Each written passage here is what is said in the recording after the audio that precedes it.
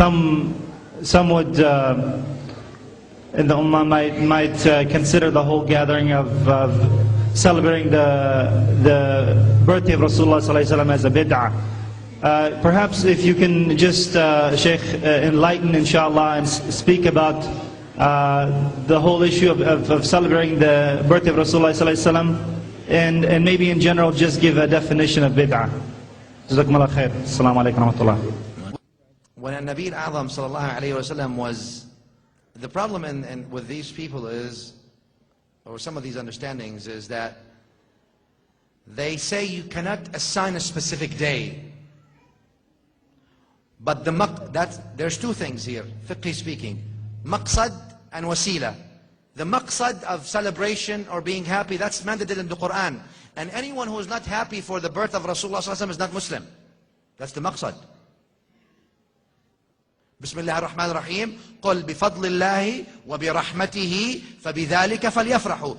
Before that, they should be happy. They should celebrate that. Show the expression of being joyous. So the maqsad of loving Rasulullah sallallahu alayhi wasallam and showing that joy and expression, that's a maqsad of Sharia. And anyone who does not believe that is not Muslim by definition. Now the discrepancies about the wasila. How do we show our love? Can we assign a specific worship on a specific day? Yes. Why? Because he sallallahu alayhi wasallam himself told us how to do that, and he told us that he assigned a specific worship on the day that he was born. In Sahih al-Imam Muslim, open up the hadith. He was fasting Monday, and they asked him, Ya Rasulullah, why are you fasting on Monday? He said, ذَاكَ يَوْمٌ وُلِدْتُ فِيهِ. It's a day I was born in. So he celebrates the day that he was born in, because the birth of the Prophet ﷺ is not about a birth of a human being. It's the genesis of mercy to the worlds. We celebrate the seerah of Rasulullah sallallahu alaihi wasallam. We celebrate the Quran. We celebrate the mercy. We celebrate the love in him. We celebrate the nur in him sallallahu alaihi wasallam. It's not about the act of delivery and birth. If anybody thinks that way. Al-Quran mentions about the birth of Yahya wa Isa alayhi salam.